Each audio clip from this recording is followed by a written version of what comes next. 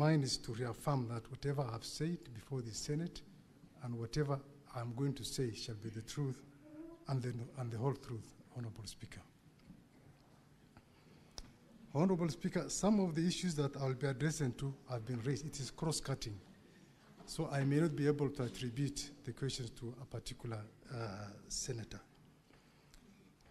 I wish to confirm that it is true that just like any other citizen, the DIG KPS, Mr. Lagat, filed his complaint with the DCI in view of the very, very serious allegations touching on the integrity, both on the office and on the person of the DIG KPS. And with those very, very serious allegations, his only recourse, Honorable Speaker, was to report the matter to the DCI, which is the investigative agency of the National Police Service, so as to investigate those allegations to its logical conclusion. There was nothing extraordinary with that report, Honorable Speaker. We have in the past received and investigated similar complaints from senior government officials, senators, members of parliament, and the investigative process has always remained the same. We receive the report, we investigate with a view to identify the culprits, and we take appropriate action. So the complaint by the DIG KPS, Mr. Lagat, was subjected to the same due process, Honorable Speaker, and there wasn't any preferential treatment as such. So I wish to confirm to this august House that throughout the subsistence of our investigations, the DIG KPS never interfered with the investigations whatsoever. Relating to the complaint letter and the statement, just like the IG has said, we are ready and willing to avail the same before this august House. The question on why the deceased, may his soul rest in peace, was transferred from Homa Bay to Nairobi.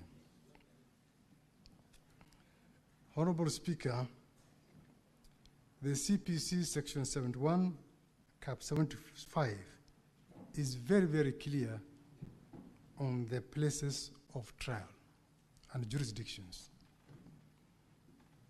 Ordinary places of trial for an offense is determined where the crime was committed. Our courts also do have jurisdictions, save for those courts that do have or enjoy inherent jurisdictions. For this particular matter, Your Honorable Speaker, the offense we believe was committed in Nairobi, but the arrest was done in Homa Bay County, and that's why the deceased had to be driven all the way from Homa Bay to Nairobi. You may also wish to note that offenses of cybercrime, Honorable Speaker, have a national jurisdiction, as there's no way of justifying the place it has been perpetrated. It is an offense that can be committed even when somebody is on a journey. So it has a national jurisdiction. Senator Kalwale alluded to the fact that we did not have a court order. And I would like to state very clearly, Honorable Speaker, that we do not require a court order to move a suspect from one police jurisdiction to another police jurisdiction. We don't require a court order. For this, for the deceased, he was booked at Mawega Police Station, that is Homa Bay, and booked out at 16:00 hours. And he was booked at Central Police Station 21:32 hours. There was an allegation that why we could not provide the CCTVs at the DCI offices in Mawega. I wish to confirm that we don't have a DCI offices in Mawega. It is a recently elevated police station from a police post, and we don't have the presence of a CCTV there. I further wish to confirm, Honorable Speaker, that the deceased was treated with utmost humility throughout the journey, all the way from Homa Bay to Nairobi by the arresting officers. Indeed, while at Narok, he asked for refreshments, and he was given some refreshments by the arresting officers. Like I said, Honorable Speaker, he was booked at Central Police Station at 21:32. At 21:24, the deceased was given an opportunity while at Central Police Station to talk to his wife. One Nefnin Apondi, on cell phone number 075808161, registered under one George Onyango, who apparently was the father.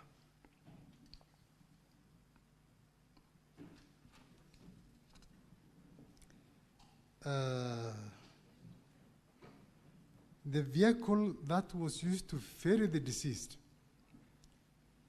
from Homa Bay County to Nairobi was a DCI vehicle, GKC519B Subaru Forester. And I can confirm, Honorable Speaker, without any fear of contradiction, that from Homa Bay, the suspect was driven straight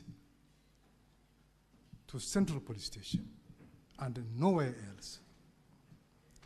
And for this, we can technically confirm even the movement of the Subaru vehicle by using the GPS system. Some members were alluding to the fact that maybe the suspect was taken to DCI headquarters, and nothing can be far from the truth. From Homa Bay, he was taken straight to Central Police Station, where he was booked in the cells. And the actual booking, the digital booking, was done by the report office personnel. That vied OB 136-76-2025 at 21:32. And it says that the suspect was placed in cells while appearing normal. And that was captured digitally. So there's no room for human manipulation. It has further been confirmed that before the booking, the report office personnel called the OCS. And it's unfortunate this is being said that Talam, Honorable Chair, Honorable Speaker, is the OCS and not the OSPD. That he declined to book the suspect. Talam is the officer commanding Central Police Station. And from the totality of things, he should be treated as a prime suspect in the matter.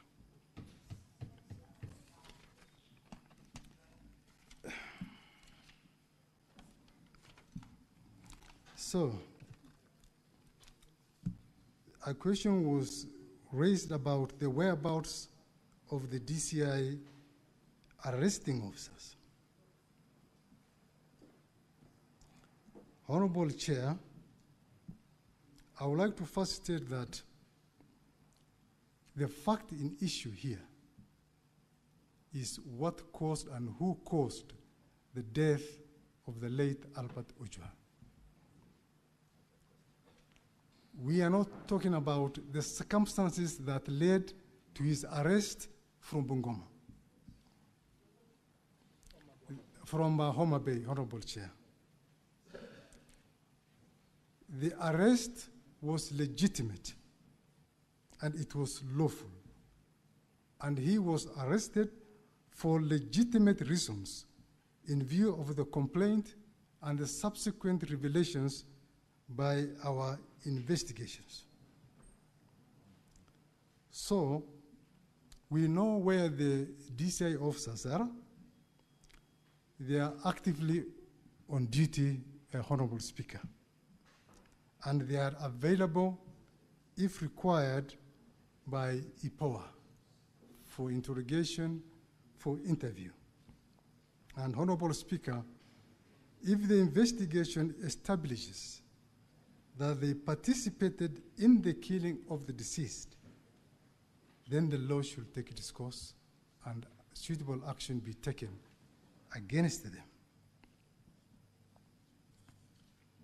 In regard to one Kevin Moinde who was arrested and detained at Kamukunji Police Station, the Inspector General has very, very well elucidated that it is true he was arrested, and we forwarded the file to the DPP, who said that we did not cover certain points.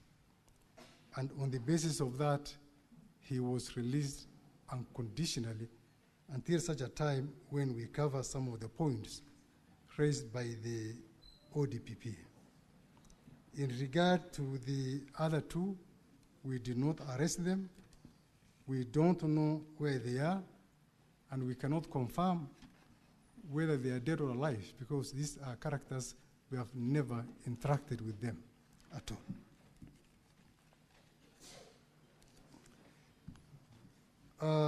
Honorable Speaker, it is true that the ECC confirmed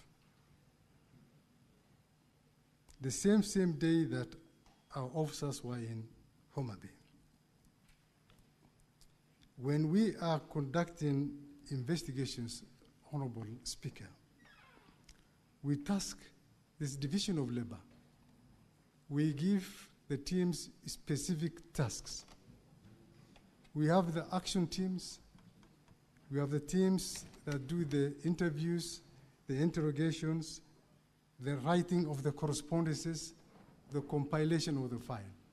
So it is not the same team that collected the correspondence from EACC, the same team that arrested the suspect from Homa Bay.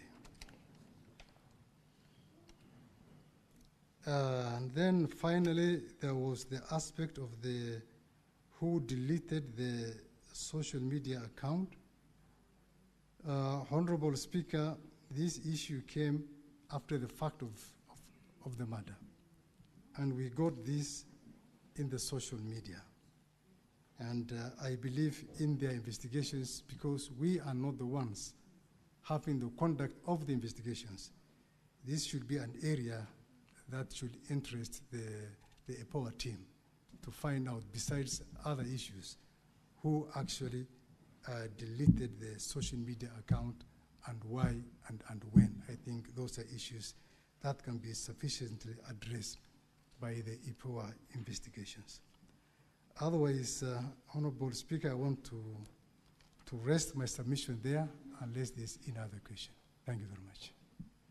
Thank you, IG. Just before you take your seat, the question as to why the young man was arrested in Homa Bay, not charged in Homa Bay, but transferred all the way to Nairobi, was asked to the IG. His response was that the crime was committed in Nairobi.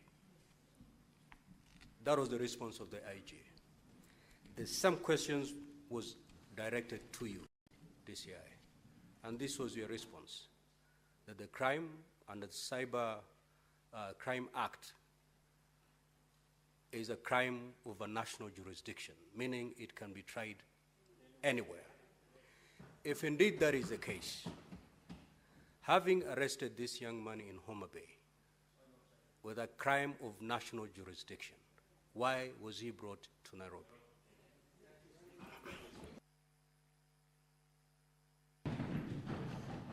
Thank you very much, Honorable Speaker.